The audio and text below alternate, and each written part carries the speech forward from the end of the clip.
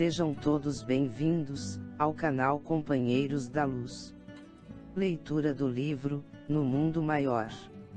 Coleção A Vida no Mundo Espiritual, obra do Espírito André Luiz, por Chico Xavier. Iniciemos então a leitura do capítulo 9. Mediunidade. Sobremodo interessado no expressivo caso de Marcelo, apresentei a Calderaro no dia seguinte certas questões que fortemente me preocupavam. Os reflexos condicionados não se aplicariam, igualmente, a diversos fenômenos medianímicos. Não elucidavam as mistificações inconscientes que, muitas vezes, perturbam os círculos dos experimentadores encarnados.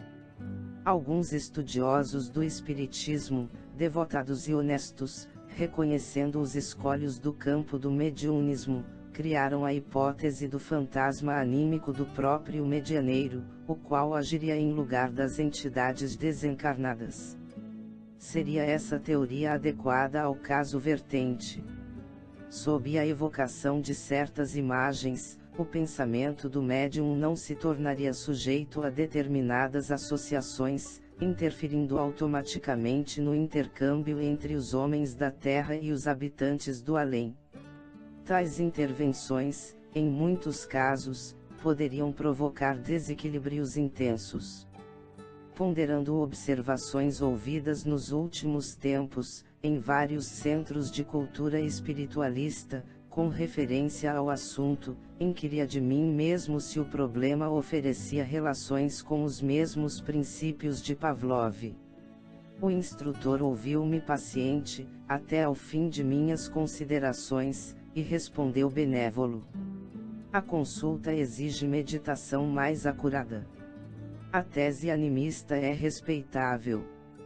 Partiu de investigadores conscienciosos e sinceros, e nasceu para coibir os prováveis abusos da imaginação, entretanto, vem sendo usada cruelmente pela maioria dos nossos colaboradores encarnados, que fazem dela um órgão inquisitorial, quando deveriam aproveitá-la como elemento educativo, na ação fraterna. Milhares de companheiros fogem ao trabalho, amedrontados, recuam ante os percalços da iniciação mediúnica, porque o animismo se converteu em Cérbero. Afirmações sérias e edificantes, tornadas em opressivo sistema, impedem a passagem dos candidatos ao serviço pela gradação natural do aprendizado e da aplicação.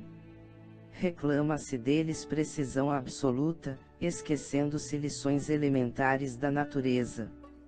Recolhidos ao castelo teórico, inúmeros amigos nossos, em se reunindo para o elevado serviço de intercâmbio com a nossa esfera, não aceitam comumente os servidores, que hão de crescer e de aperfeiçoar-se com o tempo e com o esforço. Exigem meros aparelhos de comunicação, como se a luz espiritual se transmitisse da mesma sorte que a luz elétrica por uma lâmpada vulgar. Nenhuma árvore nasce produzindo, e qualquer faculdade nobre requer burilamento.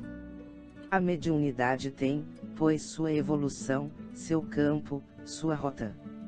Não é possível laurear o estudante no curso superior, sem que ele tenha tido suficiente aplicação nos cursos preparatórios, através de alguns anos de luta, de esforço, de disciplina. Daí, André, nossa legítima preocupação em face da tese animista, que pretende enfeixar toda a responsabilidade do trabalho espiritual numa cabeça única, isto é, a do instrumento mediúnico. Precisamos de apelos mais altos, que animem os cooperadores incipientes, proporcionando-lhes mais vastos recursos de conhecimento, na estrada por eles mesmos perlustrada, a fim de que a espiritualidade santificante penetre os fenômenos e estudos pertinentes ao espírito. Fez pequeno intervalo que não ousei interromper, fascinado pela elevação dos conceitos ouvidos, e continuou: vamos à tua sugestão. Os reflexos condicionados enquadram-se, efetivamente, no assunto. No entanto, cumpre-nos investigar domínio de mais graves apreciações. Os animais de Pavlov demonstravam capacidade de reter a memória, memorizavam fatos por associações mentais espontâneas. Isto quer dizer que mobilizavam matéria sutil, independente do corpo denso, que jogavam com forças mentais em seu aparelhamento de impulsos primitivos. Se as consciências fragmentárias do experimento eram capazes de usar essa energia, provocando a repetição de determinados fenômenos no cosmos celular, que prodígios não realizará a mente de um homem, cedendo, não a meros reflexos condicionados, mas a emissões de outra mente em sintonia com a dele. Dentro de tais princípios, é imperioso que o intermediário cresça em valor próprio. Ocorrências extraordinárias e desconhecidas ocupam a vida em todos os recantos, mas a elevação condiciona a fervorosa procura. Ninguém receberá as bênçãos da colheita, sem o suor da sementeira. Lamentavelmente, porém, a maior parte de nossos amigos parece desconhecer tais imposições de trabalho e de cooperação, exigem faculdades completas. O instrumento mediúnico é automaticamente desclassificado se não tem a felicidade de exibir absoluta harmonia com os desencarnados, no campo tríplice das forças mentais, perispirituais e fisiológicas. Compreendes a dificuldade? Sim, começava a entender. As elucidações, todavia, eram demasiado fascinantes para que me abalançasse a qualquer apontamento. Guardei, por isto, a continuação das definições, na postura de humilde aprendiz. O assistente percebeu minha íntima atitude e continuou. Buscando símbolo mais singelo, figuremos o médium como sendo uma ponte a ligar duas esferas, entre as quais se estabeleceu aparente solução de continuidade, em virtude da diferenciação da matéria no campo vibratório. Para ser instrumento relativamente exato, é-lhe imprescindível haver aprendido a ceder, e nem todos os artífices da oficina mediúnica realizam, a breve trecho, tal aquisição, que reclama devoção à felicidade do próximo, elevada compreensão do bem coletivo, avançado espírito de concurso fraterno, e de serena superioridade nos atritos com a opinião alheia. Para conseguir edificação dessa natureza, faz-se mister o refúgio frequente à moradia dos princípios superiores. A mente do servidor há de fixar-se nas zonas mais altas do ser, onde aprenderá o valor das concepções sublimes, renovando-se e quintessenciando-se para constituir elemento padrão dos que lhe seguem a trajetória. O homem, para auxiliar o presente, é obrigado a viver no futuro da raça. A vanguarda impõe-lhe a solidão e a incompreensão, por vezes dolorosas. Todavia, essa condição representa artigo da lei que nos estatui adquirir para podermos dar. Ninguém pode ensinar caminhos que não haja percorrido. Nasce daí, em se tratando da mediunidade edificante, a necessidade de fixação das energias instrumentais, no santuário mais alto da personalidade. Fenômenos, não lhes importa a natureza, é forçoso reconhecer que assediam a criatura em toda parte. A ciência legítima é a conquista gradual das forças e operações da natureza, que se mantinham ocultas à nossa acanhada apreensão. E como somos filhos do Deus revelador, infinito em grandeza, é de esperar tenhamos sempre à frente ilimitados campos de observação, cujas portas se abrirão ao nosso desejo de conhecimento, à maneira que gradeçam nossos títulos meritórios. Por isto, André, consideramos que a mediunidade mais estável e mais bela, começa entre os homens, no império da intuição pura. Moisés desempenhou sua tarefa, compelido pelas expressões fenomênicas que o cercavam. Recebe sob incoercível comoção, os sublimes princípios do Decálogo, sentindo defrontar-se com figuras e vozes materializadas do plano espiritual. Entretanto, ao mesmo tempo que transmite o não matarás, não parece muito inclinado ao inquebrantável respeito pela vida alheia. Sua doutrina, venerável embora, baseia-se no exclusivismo e no temor.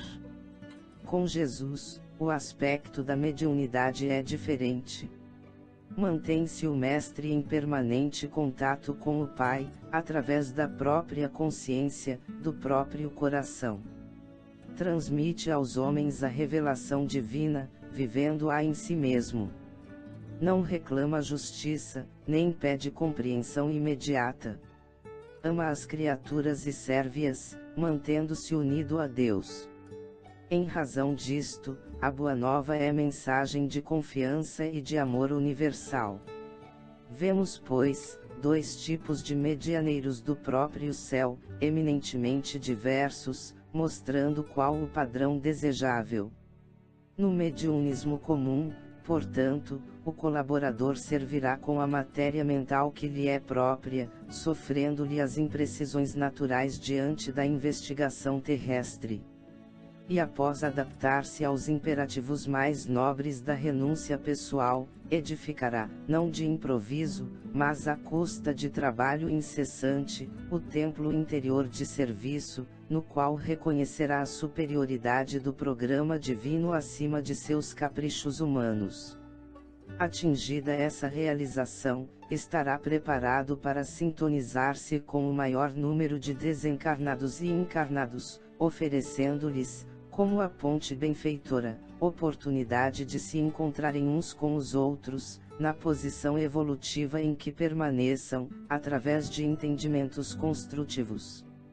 Devo dizer-te que não cogitamos aqui de faculdades acidentais, que aparecem e desaparecem entre candidatos ao serviço, sem espírito de ordem e de disciplina, verdadeiros balões de ensaio para os voos do porvir. Referimos-nos à mediunidade aceita pelo cooperador, imobilizável em qualquer situação para o bem geral. Comentando atividades e tarefas, devemos salientar os padrões que lhes digam respeito, e este é o característico da instrumentalidade espiritual nas esferas superiores. Logicamente, é impossível alcançá-lo de vez, toda obra impõe começo. Como revela-se nos olhos a indomável comoção que se apossara de mim ante os conceitos ouvidos, o assistente modificou a inflexão da voz e tranquilizou-me. Reportando-nos ainda ao Cristo, importa-nos reconhecer que o Mestre viveu insulado no monte divino da consciência, abrindo caminho aos vales humanos. Claro está que nenhum de nós abriga a pretensão de copiar Jesus, contudo, precisamos inspirar-nos em suas lições. Há milhões de seres humanos, encarnados e desencarnados, de mente fixa na região menos elevada dos impulsos inferiores, absorvidos pelas paixões instintivas, pelos remanescentes do passado envelhecido, presos aos reflexos condicionados das comoções perturbadoras a que, inermes, se entregaram. Outros tantos mantêm-se, jungidos à carne e fora dela, na atividade desordenada, em manifestações afetivas sem rumo no apego desvairado à forma que passou, ou à situação que não mais se justifica.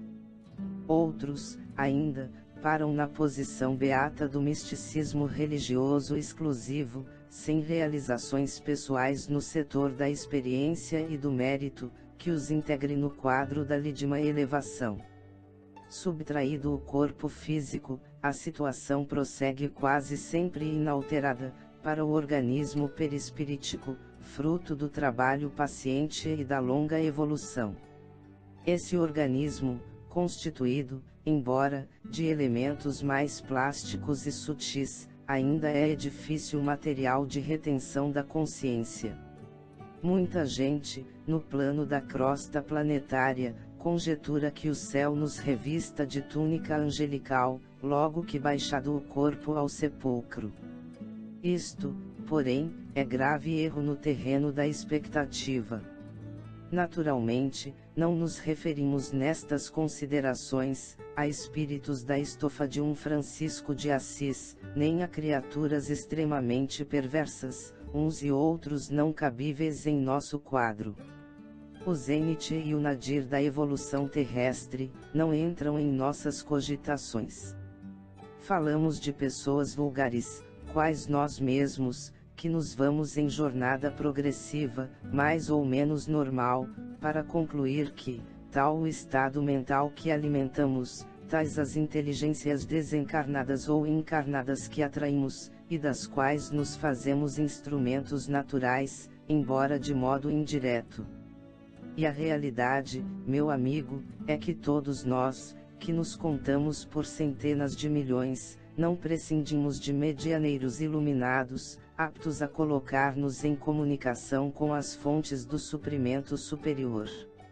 Necessitamos do auxílio de mais alto, requeremos o concurso dos benfeitores que demoram acima de nossas paragens. Para isto, há que organizar recursos de receptividade. Nossa mente sofre sede de luz, como o organismo terreno tem fome de pão. Amor e sabedoria são substâncias divinas que nos mantêm a vitalidade.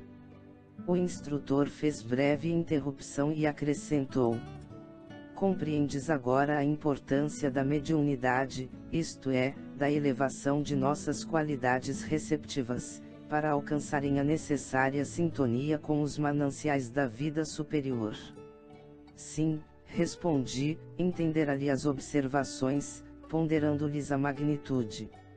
Não é serviço que possamos organizar da periferia para o centro, prosseguiu Calderaro, e sim do interior para o exterior. O homem encarnado, quase sempre empolgado pelo sono da ilusão, poderá começar pelo fenômeno, à maneira, porém, que desperte as energias mais profundas da consciência, sentirá a necessidade do reajustamento e regressará à causa de modo a aperfeiçoar os efeitos. Obra de construção, de tempo, de paciência. Chegados a essa altura da conversação, o orientador convidou-me ao serviço de assistência à dedicada senhora, médium em processo de formação, que lhe vinha recebendo socorro para prosseguir na tarefa, com a fortaleza e serenidade indispensáveis. Propiciando-me o feliz ensejo, meu gentil interlocutor concluiu: o caso é oportuno. Observarás comigo os obstáculos criados pela tese animista. Marcava o relógio precisamente 20 horas, quando penetramos confortável recinto. Várias entidades de nosso plano ali se moviam, ao lado de 11 companheiros reunidos em sessão íntima, consagrada ao serviço da oração e do desenvolvimento psíquico. Logo à entrada, recebeu-nos atencioso colega, a quem fui apresentado com sincera satisfação. Recebi dele de início, informações condensadas que anotei contente. Fora igualmente médico. Deixara a experiência física antes de concretizar velhos planos de assistência fraternal, aos seus inumeráveis doentes pobres. Guardava a alegria de uma consciência tranquila, zelara o bem geral quanto lhe fora possível. Contudo, entrevendo a probabilidade de algo fazer além túmulo, recebera permissão para cooperar naquele reduzido grupo de amigos, com o objetivo de efetuar certo plano de socorro aos enfermos desamparados. O intercâmbio com os desencarnados não poderia transformar os homens em anjos de um dia para outro, mas poderia ajudá-los a ser criaturas melhores.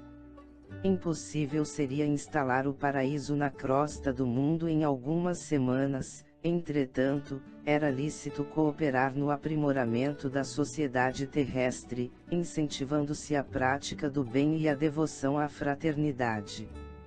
Para esse fim, ali permanecia, interessado em contribuir na proteção aos doentes menos aquinhoados. Acompanhando-lhe os argumentos com admiração, mantive-me silencioso, mas Calderaro indagou: cortês, após inteirar-se das ocorrências. E como vai no desenvolvimento de seus elevados propósitos? Dificilmente, informou o interpelado, os recursos de comunicação ao meu alcance, ainda não são de molde a inspirar confiança à maioria dos companheiros encarnados. A bem dizer, não me interessa comparecer aqui, de nome aureolado por terminologia clássica, e nem me abalançaria a oferecer teses novas, concorrendo com o mundo médico. Guia-me, agora, tão somente o sadio desejo de praticar o bem. Entretanto, ainda não lhe ouviram os apelos, por intermédio de Eulália? Perguntou o meu instrutor. Não, por enquanto, não? Sempre a mesma suspeita de animismo, de mistificação inconsciente. Ia a palestra a meio, quando o diretor espiritual da casa convidou o colega a experimentar. Chegara o minuto aprazado. Poderia acercar-se da médium. Aproximamo-nos do grupo de amigos, imersos em profunda concentração. Enquanto o novo conhecido se abeirava de uma senhora de porte distinto, certamente ensaiando a transmissão da mensagem que desejava passar à esfera carnal, Calderaro observou-me. Repara o conjunto. Já fiz meus apontamentos. Com exceção de 3 pessoas, os demais, em número de 8, guardam atitude favorável. Todos esses se encontram na posição de médiuns, pela passividade que demonstram. Analisa a irmã Eulália e reconhecerás que o estado receptivo mais adiantado lhe pertence. Dos 8 cooperadores prováveis, é a que mais se aproxima do tipo necessário.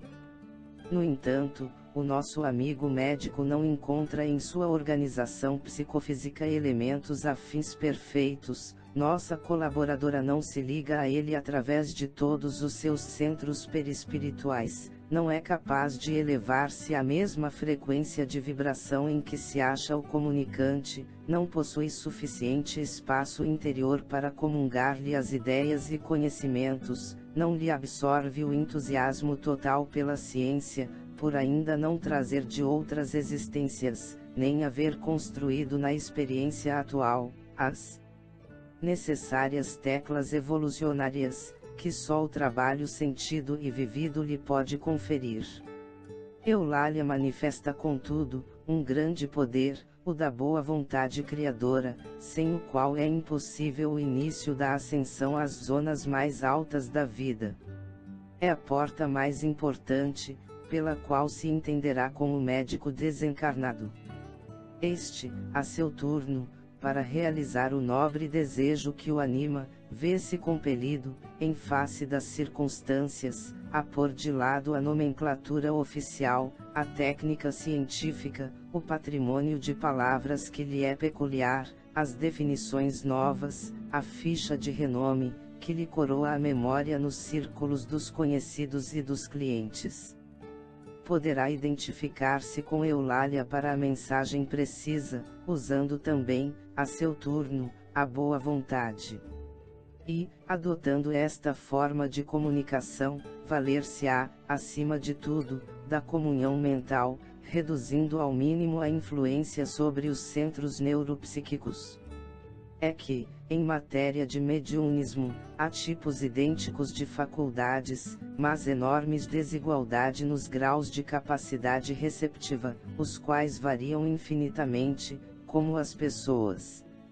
O instrutor silenciou por momentos e prosseguiu. Não nos esqueça que formamos agora uma equipe de trabalhadores em ação experimental. Nem o provável comunicante chegou a concretizar as bases de seu projeto, nem a médium conseguiu ainda suficiente clareza e permeabilidade para cooperar com ele. Num terreno de atividades definidas neste particular, poderíamos agir à vontade. Aqui não. Nosso procedimento deve ser de neutralidade mental, não de interferência. Compreendendo, pois, que todos os recursos cumpre serem aproveitados no êxito da louvável edificação, nenhum de nós intervirá, perturbando ou consumindo tempo. É-nos facultado permutar ideias, analisar a ocorrência, mas com absoluta isenção de ânimo. O momento pertence ao comunicante, que não dispõe de aparelhamento mais perfeito para a transmissão. Nesse instante, indicou-me o colega que, de pé, junto de Eulália, mantinha a mente iluminada e vibrante num admirável esforço por derruir a natural muralha, entre a nossa esfera e o campo de matéria densa. Anota as particularidades do serviço, disse-me Calderaro, com significativa inflexão de voz. Todos os companheiros em posição receptiva, estão absorvendo a emissão mental do comunicante, cada qual a seu modo. Repara calmamente. Circulei a mesa e vi que os raios de força positiva do mensageiro efetivamente incidiam em 8 pessoas. Reconheci que o tema central do desejo formulado por nosso amigo, no tocante ao projeto de assistência aos enfermos, alcançava o cérebro dos que se conservavam em atitude passiva.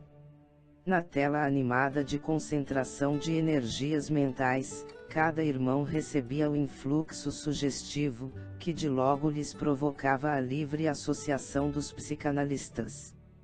Fixei as particularidades com atenção. Ao receberem a emissão de forças do trabalhador do bem, um cavalheiro recordou comovente paisagem de hospital, outro rememorou o exemplo de uma enfermeira bondosa que com ele travara relações, outro abrigou pensamentos de simpatia para com os doentes desamparados. 2 senhoras se lembraram da caridosa missão de Vicente de Paulo. A uma velhinha acudiu a ideia de visitar algumas pessoas acamadas que lhe eram queridas. Um jovem reportou-se, em silêncio, a notáveis páginas que lera, sobre piedade fraternal, para com todos os semelhantes afastados do equilíbrio físico. Examinei também as 3 pessoas que se mantinham impermeáveis ao serviço benemérito daquela hora. 2 delas contristavam-se por haver perdido uma sessão cinematográfica, e a outra, uma senhora na idade provecta, retinha a mente na lembrança das ocupações domésticas, que supunha imperiosas e inadiáveis, mesmo ali, num círculo de oração, onde devera beneficiar-se com a paz. Somente Eulália recebia o apelo do comunicante com mais nitidez. Sentia-se ao seu lado, envolvia-se em seus pensamentos, possuía-se, não só de receptividade, mas também de boa disposição para servi-lo. Decorridos alguns minutos de expectativa e de preparo silencioso, a mão da médium, orientada pelo médico e movida em cooperação com os estímulos psicofísicos da intermediária, começou a escrever, em caracteres irregulares, denunciando o natural conflito de 2 cosmos psíquicos diferentes, mas empenhados num só objetivo, a produção de uma obra elevada. Acompanhei a cena com interesse. Mais alguns momentos, e fazia-se a leitura do pequeno texto obtido. O comunicado era vazado em forma singela, como um apelo fraternal. Meus irmãos, escrevera o emissário, que Deus nos abençoe. Identificados na construção do bem, trabalhemos na assistência aos enfermos, necessitados de nosso concurso entre os longos sofrimentos da provação terrestre. O serviço pertence à boa vontade unida à fé viva. E a sementeira reclama trabalhadores abnegados, que ignorem cansaço, tristeza e desânimo. Sigamos para a frente. Cada pequenina demonstração de esforço próprio, nas realizações da caridade, receberá do Senhor a divina bênção. Aprendamos, pois, a socorrer nossos amigos doentes. Através de espessa noite de dor, sofrem e choram, muitas vezes em pleno abandono. Não vos magoará a contemplação de tal quadro. Lembremo-nos daquele divino médico que passou no mundo, fazendo o bem. Dele receberemos a força necessária para progredir. Estará conosco na grande jornada de compaixão pelos que padecem. Fiamos em vós, em vossa dedicação à causa da bondade evangélica. A estrada será talvez difícil e fragosa, entretanto, o Senhor permanecerá conosco. Prossigamos, intimoratos, e que Ele nos abençoe agora e sempre. O comunicante assinou o nome, e daí a alguns minutos, encerravam-se os serviços espirituais da noite. O presidente da sessão, seguido pelos demais companheiros, iniciou o estudo e debate da mensagem. Concordou-se em que era edificante na essência, mas não apresentava índices concludentes da identificação individual, não procedia, possivelmente, do conhecido profissional que a subscrevera. Faltavam-lhe os característicos especiais, pois um médico usaria nomenclatura adequada, e se afastaria da craveira comum. E a tese animista apareceu como tábua de salvação para todos. Transferiu-se a conversação para complicadas referências ao mundo europeu, falou-se extensamente de Richer, e do metapsiquismo internacional, Pierre Janet, Jean-Martin Charcot, de Rochas e Aksakov, eram a cada passo trazidos à baia. O comunicante em nosso plano de ação, dirigiu-se desapontado ao meu orientador, e comentou: ora essa! Jamais desejei despertar semelhante polêmica doméstica. Pretendemos algo diferente. Bastar-nos-ia um pouco de amor pelos enfermos, nada mais. Calderaro sorriu, sem dizer palavra, e evidenciando preocupação em objetivo mais importante, acercou-se de Eulália entristecida. A médium ouvia as definições preciosas com irrefriável amargura. Turvara-se-lhe a mente, agora, empanada por densos véus de dúvida. A argumentação em curso nublava-lhe o entendimento. Marejavam-se-lhe os olhos de lágrimas, que não chegavam a cair. Abeirando-se dela, o instrutor falou-me bondoso. Nossos amigos encarnados nem sempre examinam as situações pelo prisma da justiça real. Eulália é colaboradora preciosa e sincera. Se ainda não completou as aquisições culturais no campo científico, é suficientemente rica de amor para contribuir à sementeira de luz. Encontra-se, porém, desabrigada, entre os companheiros invigilantes. Permanece sozinha, e assediada como está, é suscetível de abater-se. Auxiliemo-la sem detença. A mão direita do assistente espalmada sobre a cabeça de nossa respeitável irmã, expendia brilhantes raios, que lhe desciam do encéfalo ao tórax, qual fluxo renovador. A médium, que antes parecia torturada, sopitando a custo a natural reação às opiniões que ouvia, voltou à serenidade. Caiu-lhe a máscara de descontentamento, dissipou-se-lhe a tristeza destrutiva. Os centros perispiríticos tornaram à normalidade. A epífise irradiou branda luz. As nuvens de mágoa, que se lhe esboçavam na mente, esfumaram-se como por encanto. Em suma, amparada pela atuação direta do meu orientador, Eulália sabia dos percalços do trabalho e mergulhava-se gradativamente no ameno clima da compreensão.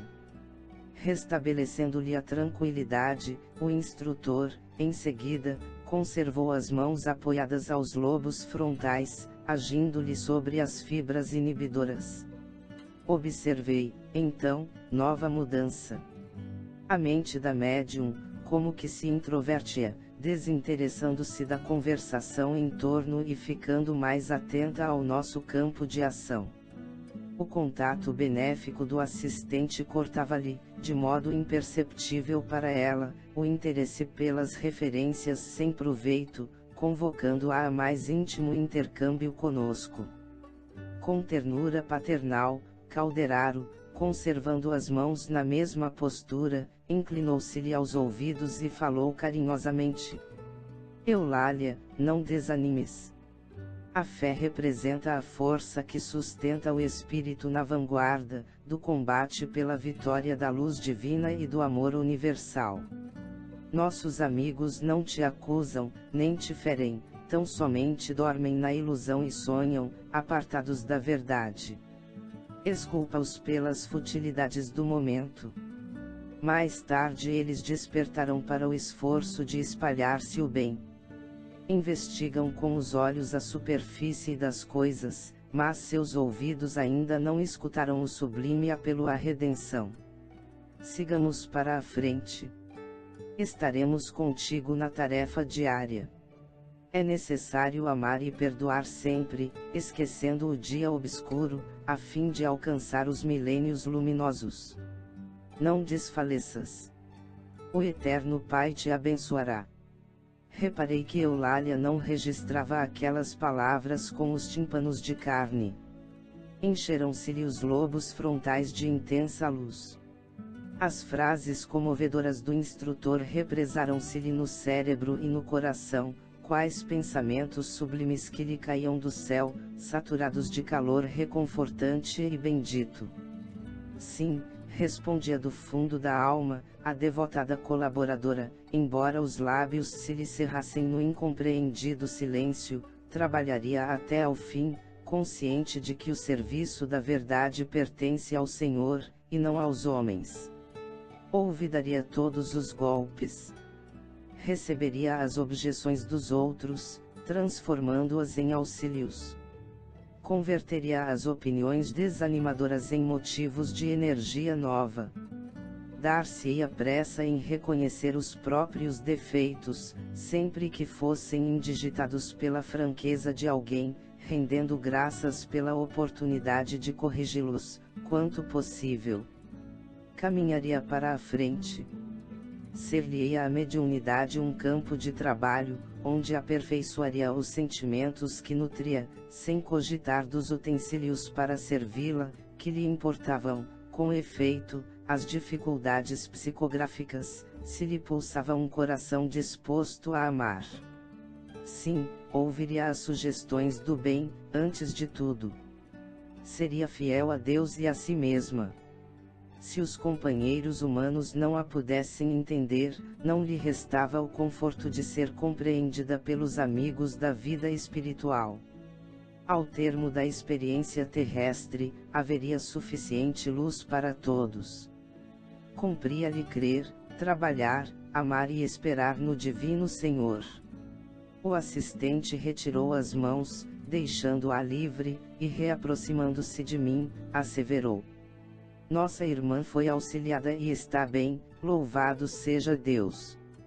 Observando os lobos frontais da médium, tão revestidos de luminosidade, fiz sentir a Calderaro minha admiração. O instrutor amigo, não se esquivando a novos esclarecimentos, informou: Eulália, neste instante, fixa-se mentalmente na região mais alta que lhe é possível.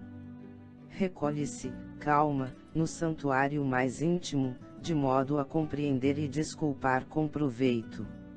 Indicando a referida região cerebral, concluiu: Nos lobos frontais André, exteriorização fisiológica de centros perispiríticos importantes, repousam milhões de células, à espera para funcionar, do esforço humano no setor da espiritualização. Nenhum homem, dentre os mais arrojados pensadores da humanidade, desde o passado até os nossos dias, logrou jamais utilizá-las na 10ª parte. São forças de um campo virgem, que a alma conquistará, não somente em continuidade evolutiva, senão também a golpes de autoeducação, de aprimoramento moral e de elevação sublime. Tal serviço, meu amigo, só a fé vigorosa e reveladora pode encetar, como indispensável lâmpada vanguardeira do progresso individual. Chegamos ao final deste capítulo. Não percam o próximo de número 10, Dolorosa Perda. Muito obrigado, boa reflexão, que Jesus abençoe a todos.